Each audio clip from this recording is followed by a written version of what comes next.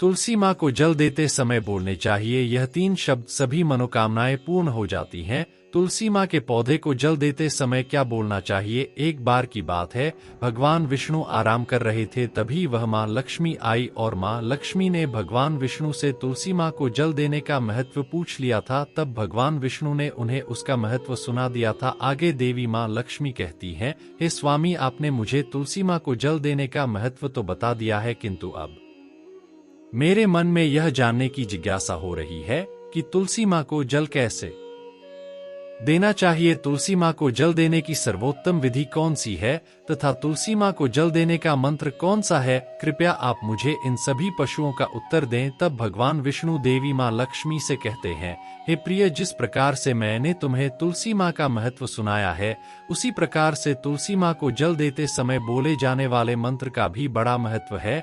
यह मंत्र केवल 3 शब्दों का है, किंतु इसका प्रभाव बहुत कल्याणकारी है। जो भी इंसान प्रतिदिन तुलसी माँ को जल देते समय अपने मुख से केवल यह 3 शब्द बोल देता है तो साक्षात माँ लक्ष्मी उसके घर में प्रवेश करती है, उसकी दरिद्रता समाप्त हो जाती है, उसे धन धान्य की प्राप्ति होती है।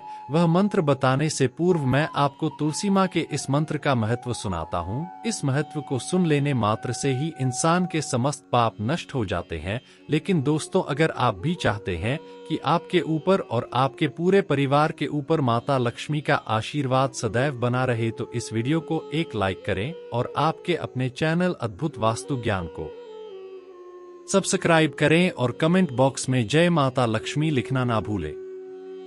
दक्षिण में एक बहुत ही सुंदर नगरी थी जिसका नाम यम नगरी था। वहां एक ब्राह्मण रहता था जिसका नाम रमेश था। हालांकि वह जन्म से ब्राह्मण था, लेकिन उसकी बुद्धि खोटी थी और वह पापी स्वभाव का इंसान था। उसके परिवार में भी कोई धार्मिकता या शास्त्र ज्ञान नहीं था। वह ना पूजा करता, ना पाठ, ना ध्यान, ना जप और ना ही हवन। रमेश इतना स्वार्थी था कि उसके दरवाजे पर आए मेहमानों को वह बिना कुछ दिए अपमानित करके भगा देता। उसकी आदतें भी बहुत खराब थी। वह हमेशा पराई स्त्रियों के पीछे पड़ा रहता और शराब पीने का शौकीन था। इसके साथ ही वह मांस भी खाया करता। रमेश दिन में खेतों में काम करता और पत्ते बेचकर अपनी गुजर बसर करता, लेकिन रात होते ही वह वेश्याओं के पास जाकर अपना समय और पैसा बर्बाद करता। इस तरह उसने कई साल अपनी दुरा आचरण आदतों के साथ बिताए। भगवान विष्णु ने देवी लक्ष्मी को यह कथा सुनाते हुए समझाया कि ऐसे पापी व्यक्ति के जीवन में भी तुलसी माँ की पूजा और उनके मंत्र का कितना महत्व है। देवी लक्ष्मी ने इस कथा को सुनने में अपनी पूरी रुचि दिखाई। फिर एक दिन वह दुर्बुद्धि रमेश बेचने के लिए पत्ते इकट्ठा करने के लिए एकाकी वाटिका में घूमने लगा और पत्ते तोड़ने लगा। तभी एक काल रूपधारी काले सर्प ने उस ब्राह्मण को काट लिया और उसी समय पर उसकी मृत्यु हो गई। उसके बाद 2 यम के दूत उसे लेने के लिए उस स्थान पर प्रकट हुए और उसे उठाकर यमलोक ले जाने लगे। मार्ग में वह यम दूतों के सामने बहुत विलाप करने लगा, हे दूतों, मुझे कहाँ ले जा रहे हो? मुझे छोड़ दो, मेरे प्राण बख्श दो। किंतु यमदूत उसे यह कहते हुए ले जाने लगे, अरे दुष्ट, तेरे पाप कर्मों के कारण तुझे सांप ने काट लिया है। अब यमदेव तुझे अवश्य घोर नरक में डाल देंगे। फिर यम के दूत उस ब्राह्मण को लेकर यमलोक पहुंचते हैं और यमदेव के सामने खड़े हो जाते हैं। चित्रगुप्त उस ब्राह्मण का लेखा जोखा निकालते हैं और यमदेव से कहते हैं, हे धर्मराज, इस ब्राह्मण ने बचपन से लेकर मृत्यु तक पाप ही पाप किया है। इसने कभी कोई पुण्य का काम नहीं किया है। फिर धर्मराज अपने दूतों से कहते हैं, हे दूतों, इस घोर पाप करने वाले ब्राह्मण को उठाकर ले जाओ और इसे नरक में डाल दो। फिर यम के दूत उस ब्राह्मण को ले जाते हैं और नरक की भयंकर अग्नि में धकेल देते हैं। अनेक वर्षों तक नरक में सजा भुगतने के बाद उस ब्राह्मण को दूसरे जन्म में एक बैल का शरीर मिलता है। एक समय की बात है, एक पापी व्यक्ति की आत्मा बैल के रूप में जन्मी। बैल बनने के बाद उसने बोझा उठाने का काम शुरू किया। उसका मालिक दिन रात उससे काम करवाता और उसे बिल्कुल आराम नहीं मिलता। धीरे धीरे जब उस बैल की ताकत कम हो गई तो उसके मालिक ने उसे एक लंगड़े आदमी को बेच दिया। लंगड़ा आदमी उस बैल को अपना साधन बना लिया। वह उसकी पीठ पर बैठकर हर जगह जाया करता। इस तरह उस बैल ने पूरे 8 साल तक उस लंगड़े आदमी का बोझ उठाया। एक दिन लंगड़ा आदमी उस बैल की पीठ पर बैठकर एक ऊंचे पर्वत पर चढ़ने लगा। पहाड़ पर चढ़ने में बहुत वक्त लग गया और बैल बुरी तरह थक गया, उसकी शक्ति खत्म हो गई और आखिर वह जमीन पर गिर पड़ा। वह बैल बेहोश हो गया और अंतिम सांसें लेने लगा। वहां मौजूद लोग उसे देखकर दया से भर गए। वे उसके पास आकर उसके मुख में पानी डालने लगे ताकि उसे थोड़ी राहत मिल सके। उसी भीड़ में एक पुण्यात्मा व्यक्ति भी था। उसने बैल को देखकर सोचा कि इस प्राणी का कुछ भला हो सके, इसलिए उसने अपना पुण्य उस बैल को दे दिया। यह देखकर वहां खड़े अन्य लोगों ने भी अपने अपने पुण्य उस बैल को दान कर दिए ताकि की मुक्ति हो सके। उसी भीड़ में एक वैश्या भी खड़ी थी। जब उसने देखा कि सब लोग बैल की मदद कर रहे हैं तो उसने भी अपने जीवन के कुछ पुण्य उस बैल को समर्पित कर दिए। इस तरह सभी के योगदान से उस बैल को मुक्ति का मार्ग मिल सका। यह देखकर उस वैश्या ने भी अपना पुण्य उस बैल को दे दिया। कुछ देर बाद उस बैल की मृत्यु हो जाती है। फिर उस स्थान पर यमदूत आते हैं और उस बैल के शरीर से उस ब्राह्मण की आत्मा को निकालकर यमलोक ले जाते हैं। यमलोक ले जाने पर उसे यमदेव के सामने खड़ा किया जाता है और फिर चित्रगुप्त उसका लेखा जोखा देखते हैं तो वे आश्चर्य में पड़ जाते हैं। उस वैश्या के द्वारा उस बैल को दिया हुआ पुण्य बहुत बड़ा होता है। उस पुण्य के प्रभाव से सभी जन्मों के पाप नष्ट हो जाते हैं।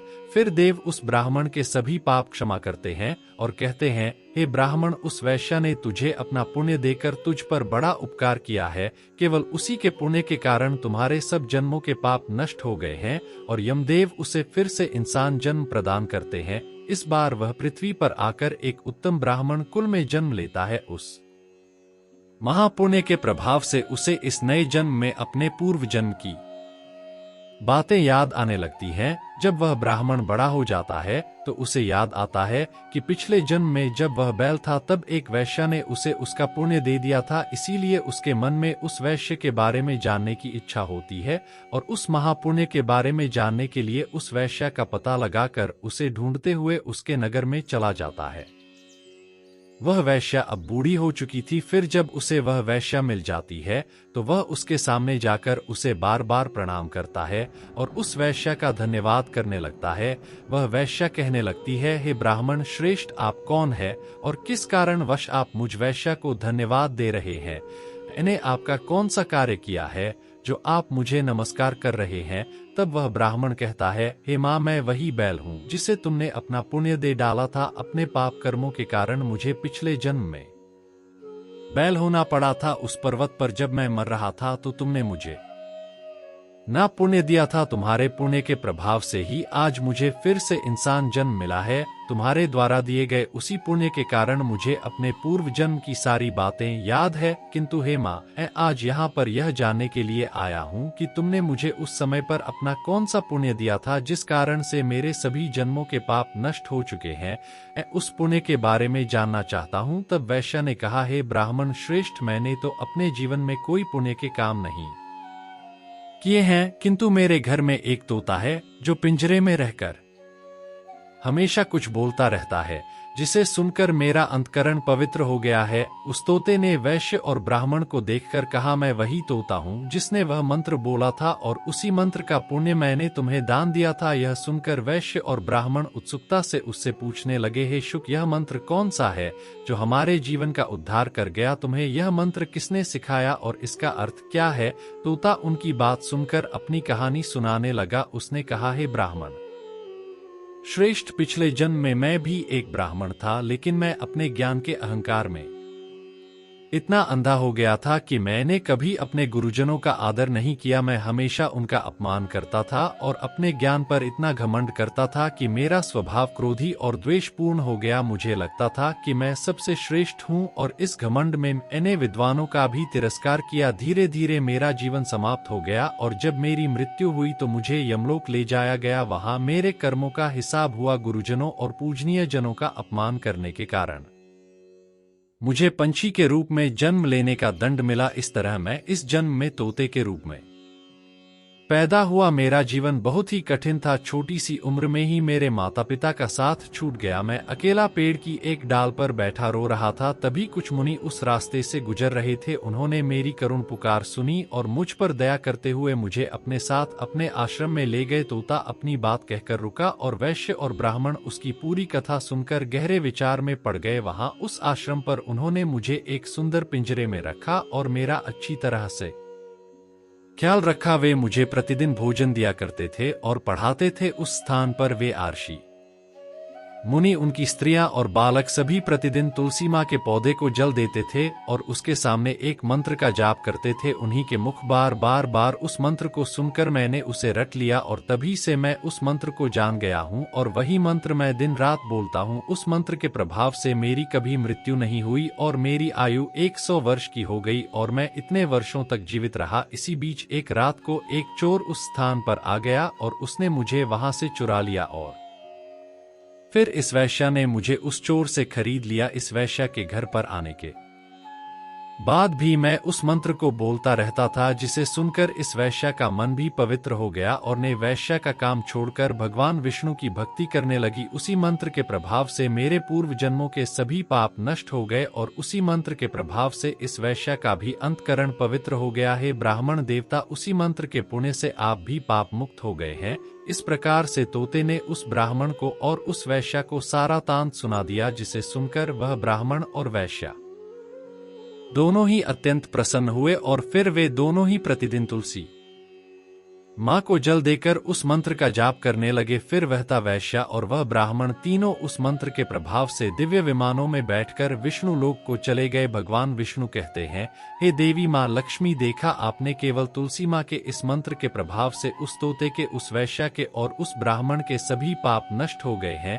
इसीलिए प्रत्येक इंसान को रोज तुलसी माँ को जल देते समय इस एक मंत्र का उच्चारण अवश्य करना चाहिए। हे देवी, वह मंत्र इस प्रकार इसे तुम ध्यान से सुनो। ओम वृंदावन स्वाहा, ओम वृंदावन स्वाहा। भगवान विष्णु कहते हैं कि जो भी स्त्री प्रतिदिन तुलसी माँ के समक्ष इस मंत्र का उच्चारण करेगी वह सौभाग्यशाली बनेगी। जो भी पुरुष तुलसी माँ के सामने इस मंत्र का उच्चारण करेगा उसे अक्षय धन की प्राप्ति होगी। जिस घर के सामने प्रतिदिन तुलसी माँ की पूजा की जाएगी उस घर में साक्षात लक्ष्मी का वास होगा। तुलसी माँ का यह मंत्र राज कल्पतरु है।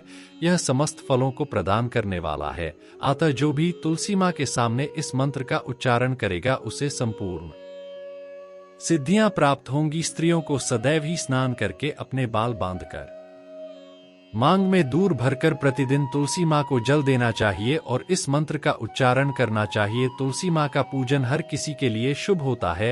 रोजाना तुलसी के पौधे की परिक्रमा करनी चाहिए, क्योंकि इससे हमारे सारे दोष नष्ट हो जाते हैं। शाम के समय तुलसी माँ के पास दीपक जलाना भी बहुत फलदायी माना गया है। तुलसी के पास बैठकर भगवान विष्णु की आराधना करने से जीवन में सुख समृद्धि आती है। कहा जाता है कि भगवान विष्णु को हजारों अमृत के घड़ों से स्नान कराने पर भी उतनी तृप्ति नहीं मिलती जितनी तुलसी माँ का एक पत्ता चढ़ाने से होती है। इतना ही नहीं, जो फल 1,00,000 गायों का दान करने से मिलता है वही तुलसी का एक पत्ता अर्पित करने से प्राप्त हो जाता है। यदि मृत्यु के समय किसी व्यक्ति के मुख में तुलसी का पत्ता या तुलसी का जल होता है तो वह सभी पापों से मुक्त होकर भगवान विष्णु के धाम में जाता है। भगवान विष्णु ने स्वयं कहा है कि पूर्णिमा, अमावस्या, द्वादशी, सूर्य संक्रांति, मध्याह्न काल, रात्रि या अशौच के समय यदि कोई व्यक्ति बिना स्नान किए, बिना हाथ पैर धोए, तेल लगाकर या रात्रि के कपड़ों में तुलसी के पत्ते तोड़ता है तो वह बहुत बड़ा पाप करता है। श्राद्ध, व्रत, दान, प्रतिष्ठा और देव पूजा के लिए तोड़े गए तुलसी के पत्ते 3 दिन तक पवित्र माने जाते हैं। भले ही वे सूख जाएं, तुलसी माँ के पत्ते एक एक करके तोड़ने की बजाय उन्हें शाखा से अग्रभाग सहित तोड़ना चाहिए। तुलसी माँ की मंजरी को सबसे पवित्र और श्रेष्ठ माना गया है। मंजरी को तोड़ते समय उसमें पत्तियों का होना भी आवश्यक है। इस तरह से तुलसी माँ की पूजा और देखभाल करने से जीवन में अपार शुभता और भगवान का आशीर्वाद मिलता है। पूज्य भाव से पौधे को हिलाए बिना तुलसी माँ के अग्रभाग को तोड़ना चाहिए। इससे पूजा का फल लागुना बढ़ जाता है। तुलसी माँ के पत्तों को कभी नाखून से नहीं तोड़ना चाहिए, इससे पाप लगता है। रात्रि में तुलसी माँ के पौधे को स्पर्श ना करें अथवा उसके पत्ते ना तोड़े, ऐसा करना अशुभ माना गया है। रात्रि में तुलसी माँ का पौधा निद्रा अवस्था में होता है, ऐसे में पत्ते तोड़ने पर पाप ही लगता है। गुरुवार के दिन तुलसी माँ के पौधे में थोड़ा सा कच्चा दूध अर्पित करें। दूध चढ़ाते समय ओम नमो भगवते वासुदेवाय नमः इस मंत्र का जाप अवश्य यह करना चाहिए। तुलसी माँ के पौधे के पास शालिग्राम रखें और उस पर तिल चढ़ाए। पूजा में तुलसी माँ और शालिग्राम को दूध में भीगी हल्दी का तिलक अवश्य करें। शालिग्राम पर तुलसी माँ पत्र रखकर चंदन लगाना चाहिए। अगर कोई महिला मासिक धर्म से है तो वह तुलसी माँ की पूजा ना करे।